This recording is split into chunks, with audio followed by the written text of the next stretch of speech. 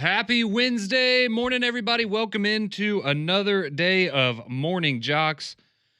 Conrad Van Order, Damian Mitchell here with you, as we are each and every weekday until 7 o'clock. And we appreciate you making us a part of your morning each and every day right here on Jox, as we are now officially 2 days away from the start of the Auburn football season and 3 days away from the start of the Alabama football season. So a lot for us to be excited about as it gets closer and closer.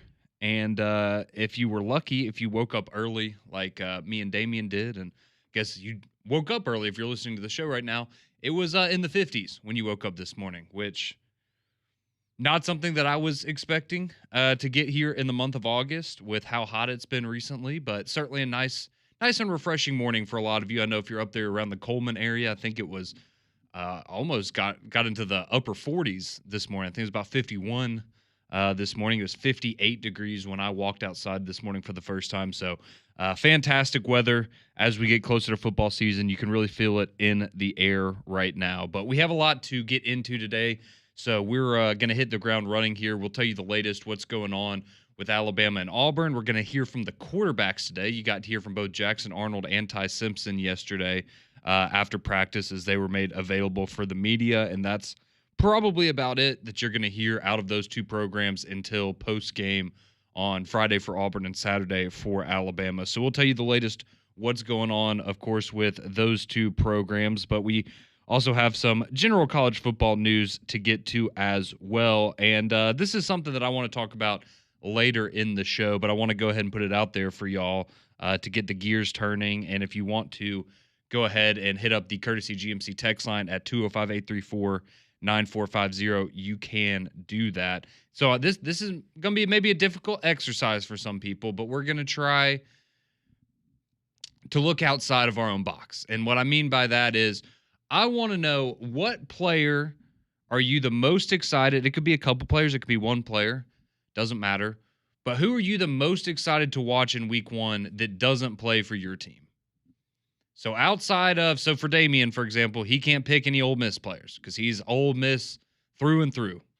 Blood runs through his veins. It does. So when we talk about this, Damien can't bring up an Ole Miss football player. I will not bring up an Alabama football player. Oh, that's going to be tough. So I know. And so for some of you out there, you may be, looking at a similar boat. You may not be talking about an Auburn player. You may have to, hey, say something nice about your rival. I know that's a difficult practice. That is insane. It is. The only day they'll be able to do it, though, these next couple days. Exactly. Because when Friday rolls around, I'm pretty sure there's not going to be too many Alabama fans saying positive things about Auburn. But there's a few that keep it classy. Yeah, go ahead and get your brownie points up, with God or who, however you look at that. Go ahead and do your good deed. Say something nice about your rival, because we all know that for the next few months, you're not going to be saying anything nice about your rival. So I just thought that'd be a fun conversation as we get closer and closer to week one. Because I know, a lot of us, we've been waiting so long. There's so many people that we want to see that we're interested in. And it can be somebody that, hey, maybe you're skeptical that they're going to be as good as everyone else is saying they are. And so you're just curious to watch them play. It doesn't necessarily have to be, ooh, I love this guy. We can go hater. If you want to, if there's somebody that you enjoy watching fail, sure, let us know. But yeah, we would love to hear from you. Who are the players you're most excited to watch in week one that don't play for the team that you root for? So I thought that might be a little bit of a fun conversation. I have some. I know Damien does as well that we'll get to later on in the show, but you can chime in, as always, at 205-834-9450 on the Courtesy GMC text line. So how about we get to some quick college football news and notes real quick, just keep you up to date what's going on around the SEC, and then we'll get you an Auburn update as well. But this actually came out, I believe, 2 days ago.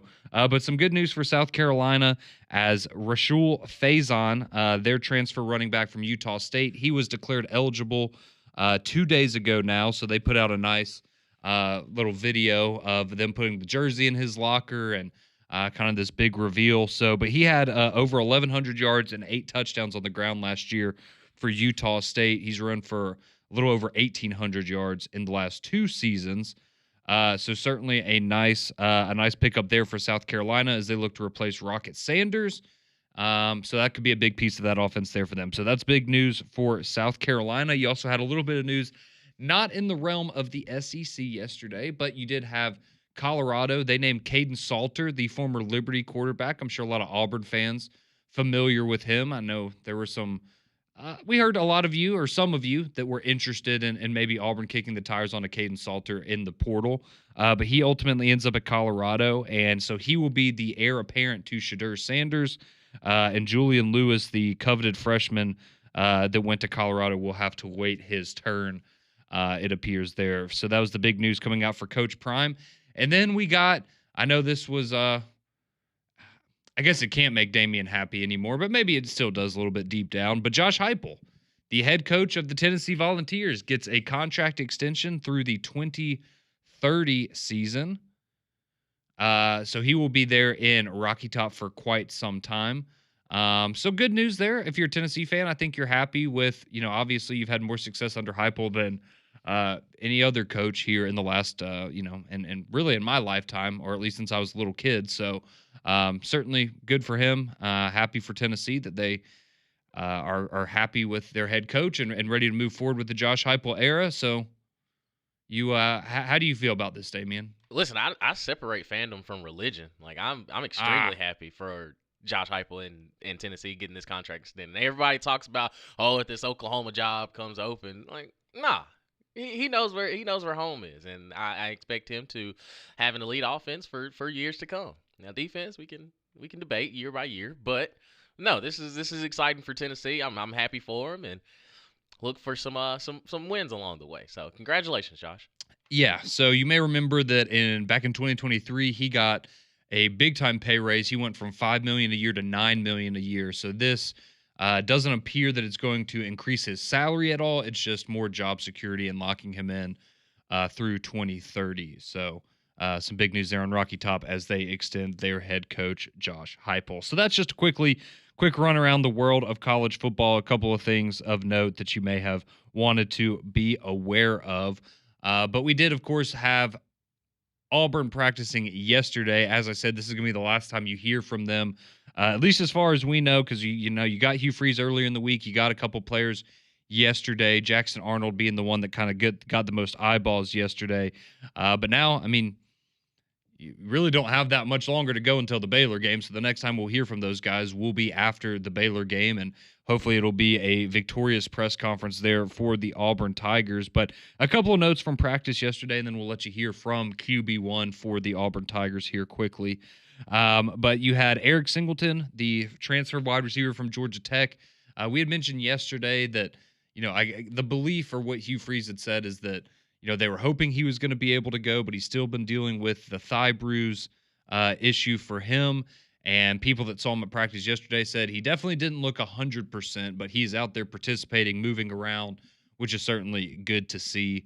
So going to be interesting to see if he's limited on Friday, if he is held out. I don't think he's going to be held out. I would imagine he's going to go. It's just, is he 100%? Is he on a snap count? What kind of limitations are there potentially for him in the offense? Because that's one of those guys, the question I brought up, I'm very interested to see what Eric Singleton looks like in this Auburn offense, and him and Cam Coleman and some of those other guys. But the good news, if you're Auburn, is this is where a guy like Malcolm Simmons comes in handy, because if Eric Singleton's a little limited, that's not a terrible guy to have as your backup wide receiver there in that position. So we know how explosive he can potentially be. So that would be the guy I would expect to have a bigger role just based on the depth chart if Eric Singleton is limited on Friday.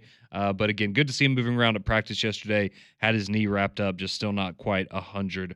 Damari Alston got to speak with the media very briefly.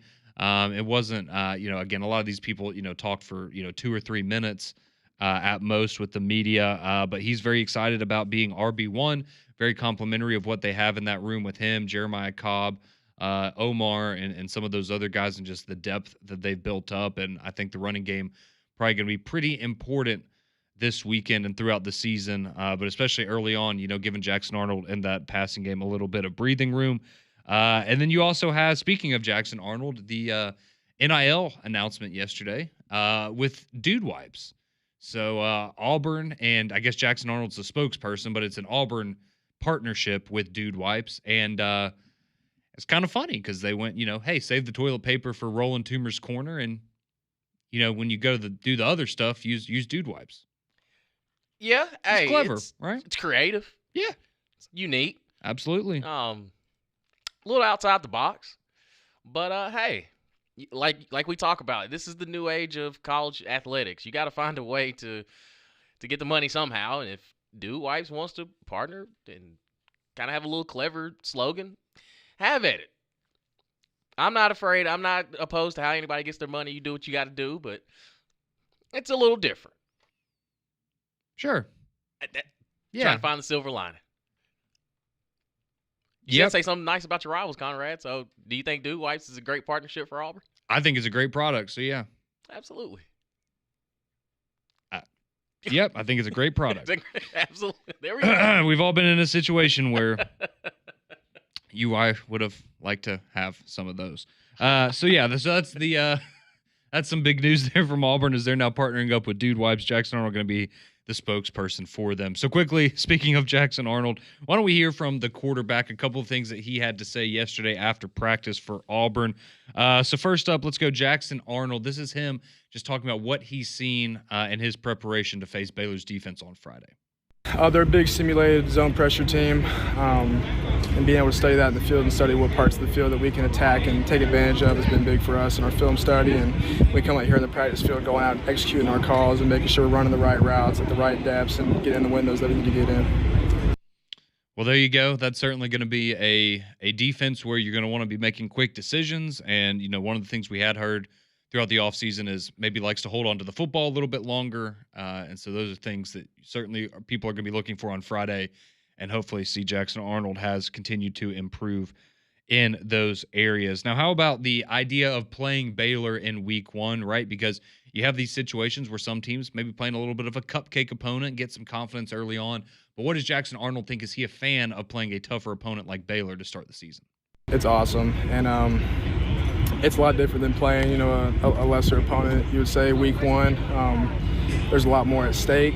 But at the same time, you have all offseason to prepare, all summer to prepare. And for me, I like these challenges week 1. It sets the tone for our team and for our season. So I'm super grateful for this opportunity. So there you go. Jackson Arnold excited for the opportunity, likes to play a tougher opponent in week 1. And he will get that opportunity on Friday as Auburn will travel to Waco to take on the Baylor Bears. So that's your Auburn update, the latest from the Plains, as we are 2 days away from kickoff for the Tigers. But what about Tuscaloosa? What's going on with Alabama? Got to hear from Ty Simpson as well as Ryan Williams after practice yesterday. So we'll get to hear a little bit from them. And how about some future scheduling changes for the Crimson Tide? Hope you didn't want to go see these teams in these stadiums, because probably not going to get that chance, at least not to go and watch Alabama. So we'll tell you the latest there. Let you hear from Ty Simpson and Ryan Williams as we roll along here on the Wednesday edition of Morning Jox.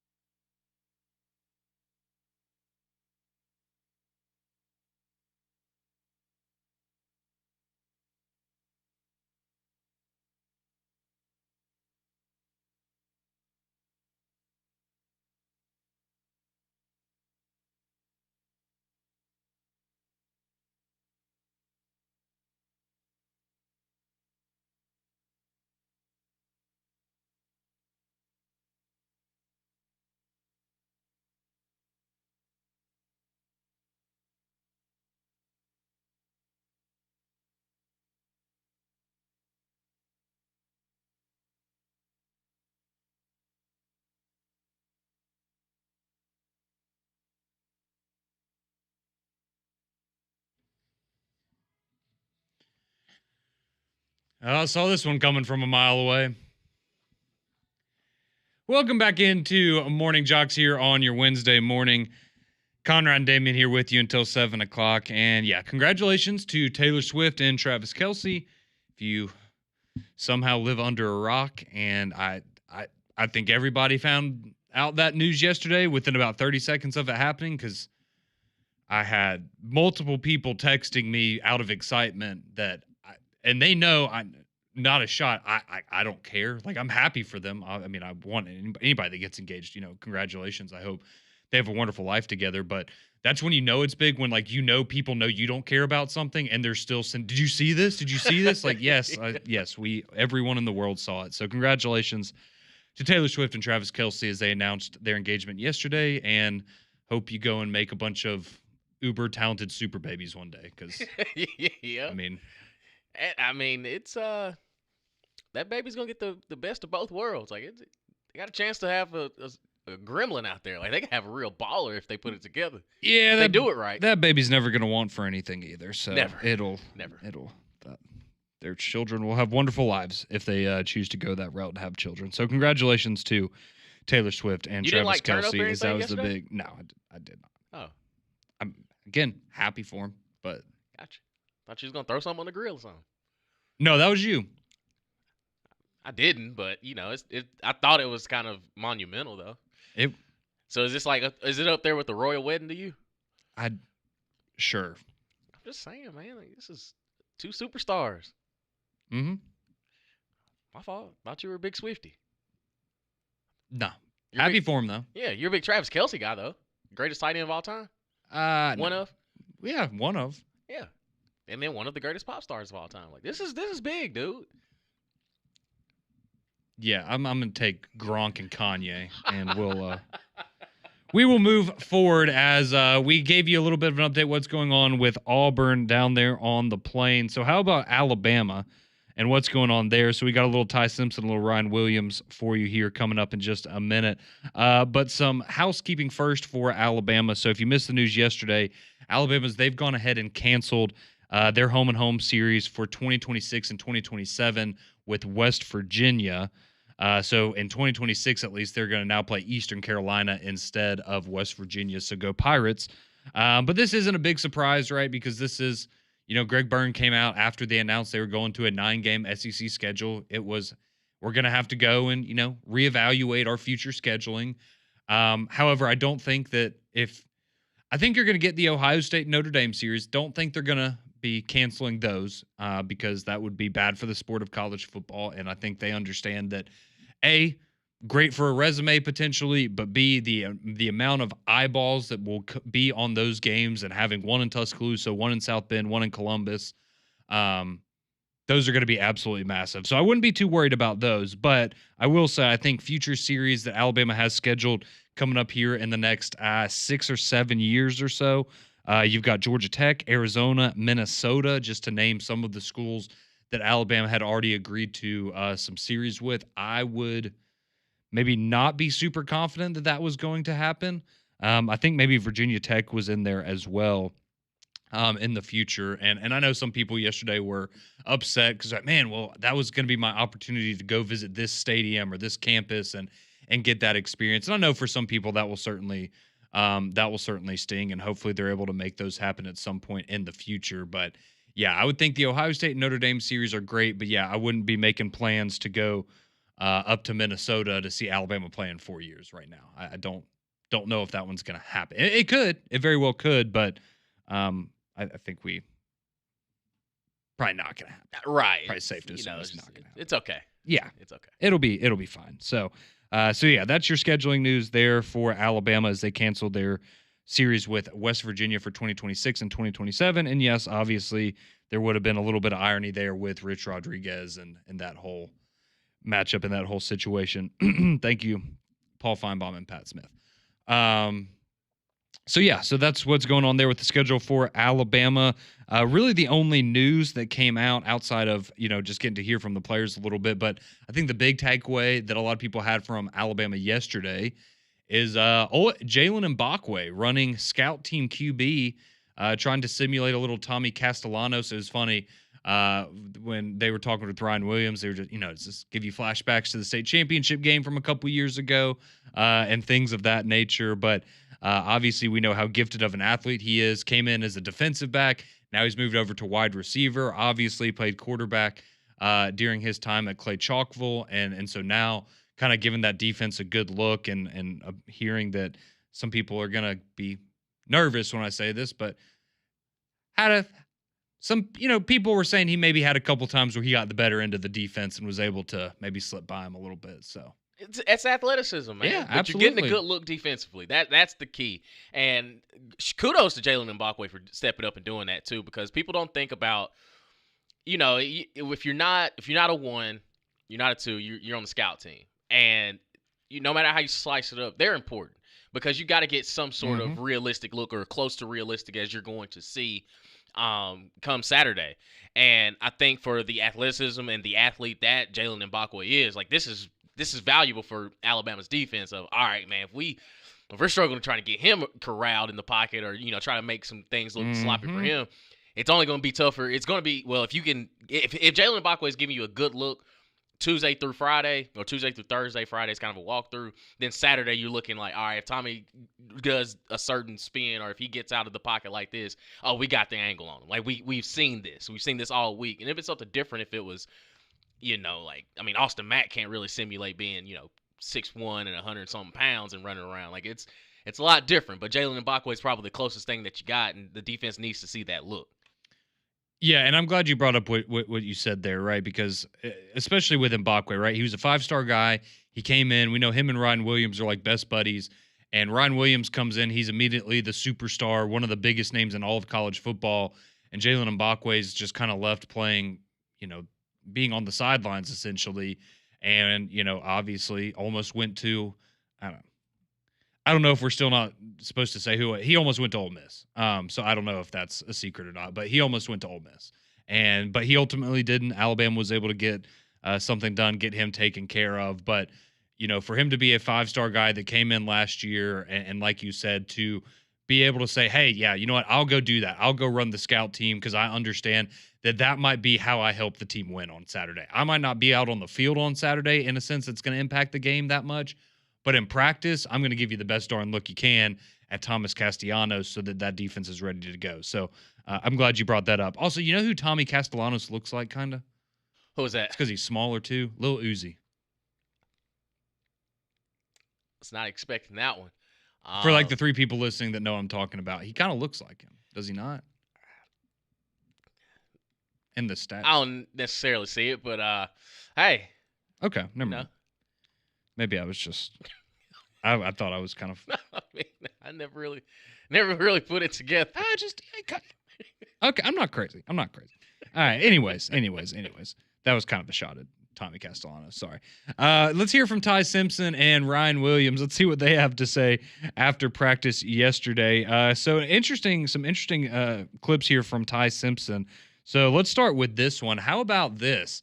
So he was asked kind of what he's telling himself going into this Florida State game, what he's trying to remind himself of. And he actually says he went to Coach Nick Saban and asked Coach Saban, hey, what do I need to be telling myself? How do I mentally prepare for this game against Florida State? I talked to Coach Saban here recently, and I asked him the same question. I was like, what do I need to tell myself going into a game like this on just, how to not get so anxious, how to not, get nervous, how to not make it bigger than what it is. And he was just like, hey, just play within yourself. Make sure that you, keep your team out of negative plays and negative drives. And, he always said that if you end the drive with a punt, a kick, a PAT, a field goal, or a punt, then you're in good shape and you're not dead in the water. So I'm taking that approach of just making sure, like, hey, I'm going to make sure that I march down the field and do everything I can to move the ball forward and not go backwards.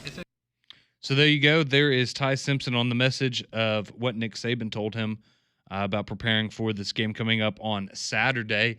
A game that a lot of you like to bring up, the Ty Simpson deniers, would be the South Florida game from a couple of years ago where Tyler Buckner infamously started that game. Then Ty Simpson came in and had to, I guess, save the day. It was really honestly Roydell Williams who saved the day that game which, funny enough, he will be playing for the Seminoles on Saturday. But anyways, this is Ty Simpson kind of going back, reflecting on that South Florida game from a couple years ago, how he's grown since then, and just kind of what he learned from that situation.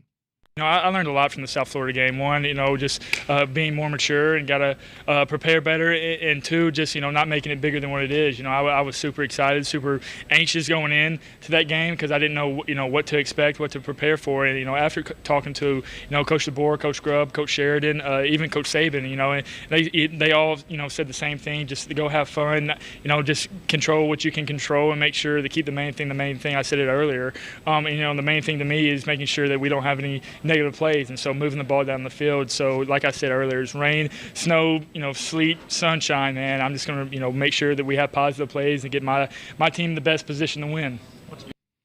So there you go. There's Ty Simpson trying to put his team in the best position to win, as he says. And you get a little bit of coach speak in there, right? He's saying all the right things. So we'll see how it plays out on the field on Saturday. So let's wrap up the Alabama conversation with number 2, Ryan Williams. So he spoke with the media yesterday after practice. One of the things that he said, very quick answer: what's your personal goal for the season? To win a national championship. It's what a lot of people want to hear, and I think that's what a lot of people are hoping to get out of this season. But how about Ty Simpson? This is Ryan Williams talking a little bit about his new quarterback and how he's seen him prepare for his opportunity to lead this football team. Honestly, I think that Ty's been ready for a while. Just with the way he's attacked this offseason, just being here at 4 a.m., 5 a.m., and I'm bumping into him, I'm going to get stretched. Then he's coming out of the film room, just little things like that. It's all about preparation, and he's prepared. So there you go. According to Ryan Williams, Ty Simpson's been ready for a while for this opportunity, and he will certainly get it on Saturday there in Tallahassee. So that's your Auburn and Alabama updates for today. But we have to get to a question I posed earlier. So if you're just now joining us, who is a player that doesn't play for the team you root for? So I can't pick a Bama player. Damian won't pick an Ole Miss player. But who are you most excited to watch in week 1 that doesn't play for your team? A lot of you chiming in. Phone line, text line, 205-834-9450. That'll get you on the courtesy GMC text line, and we'll get your response as well as share ours, the players we're most excited to watch this week that don't play for our teams. That's coming up next on Jox.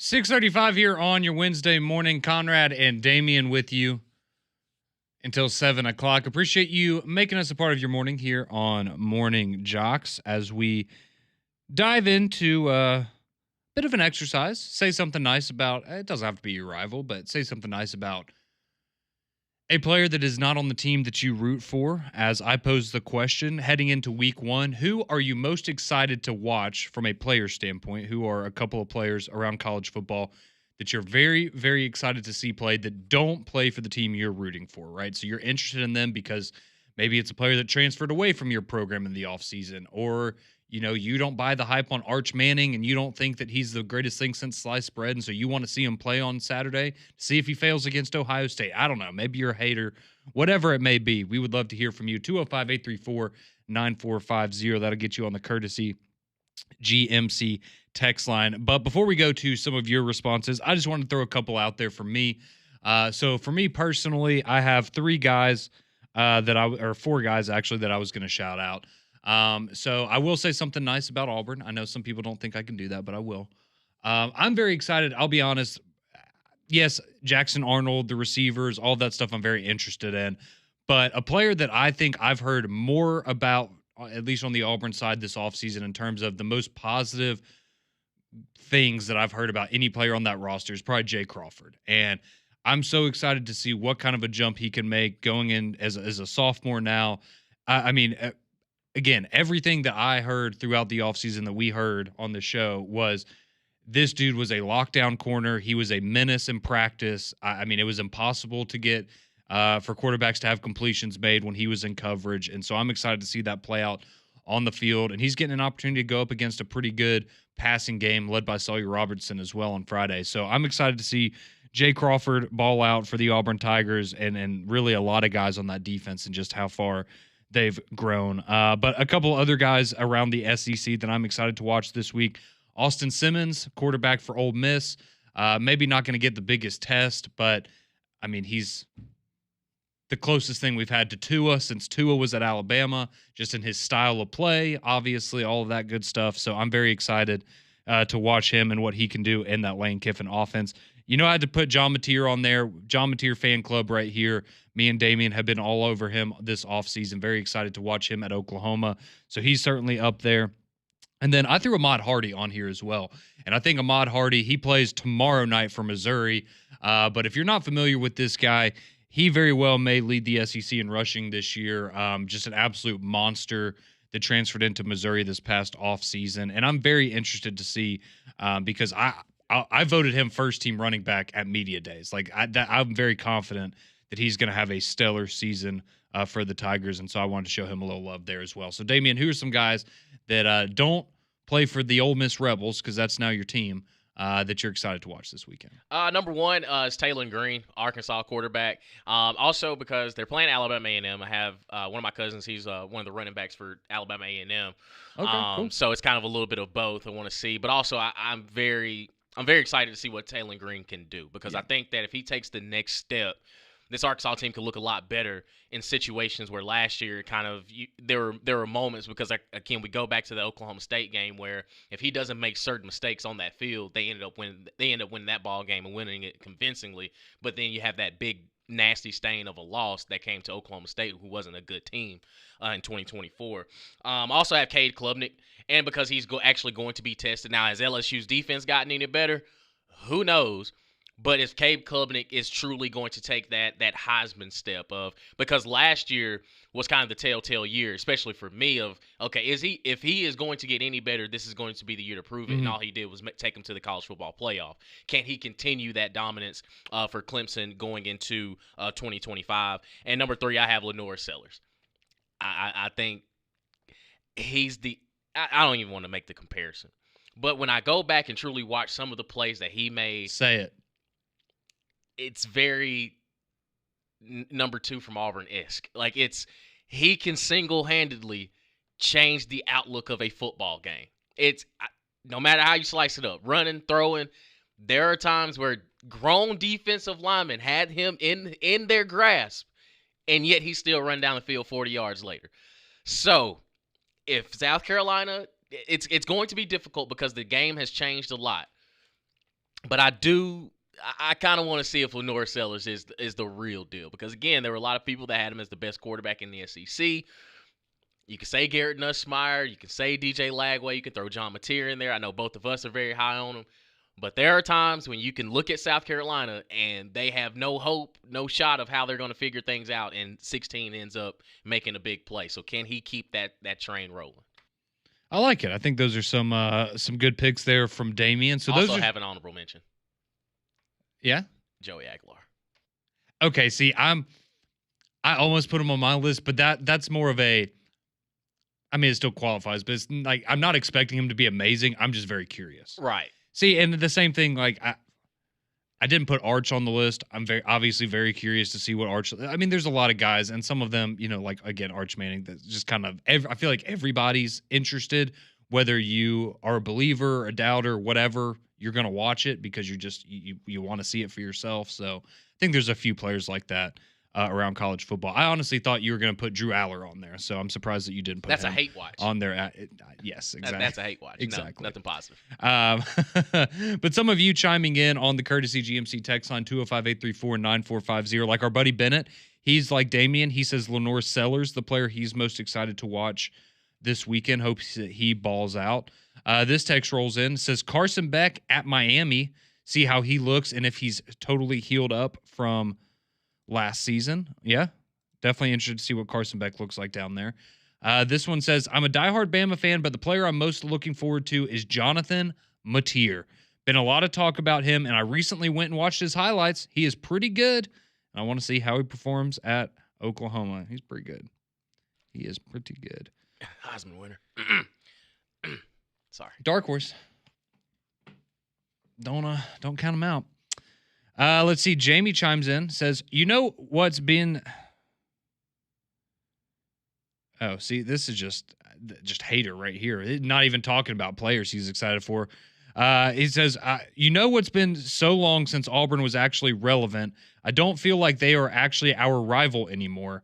I feel like the actual rival right now with SEC teams is Georgia and LSU. Auburn is going to have to gain our respect back with me and the country in order to become a rival again. Roll Tide, go Baylor. Wow. Well, first off, Jamie, I appreciate you texting in. Second off, I'm really concerned that you're texting this while you're driving with the amount of errors that are in this text message. That was very difficult to read. A rival.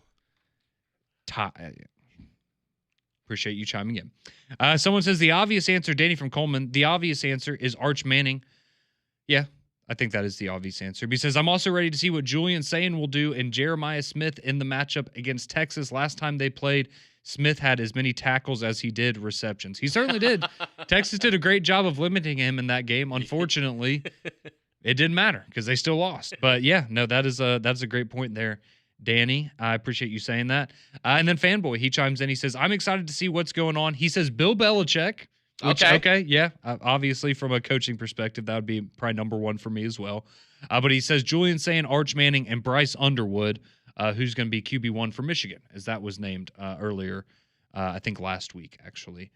So, yeah, I think a lot of intrigue there for all of those guys. So keep the text rolling in, 205-834-9450. We'll keep this conversation going. Players you're most excited to watch in week one that don't play for the team you root for, go ahead, send those in. Continue to get your reaction here next on Morning Jox.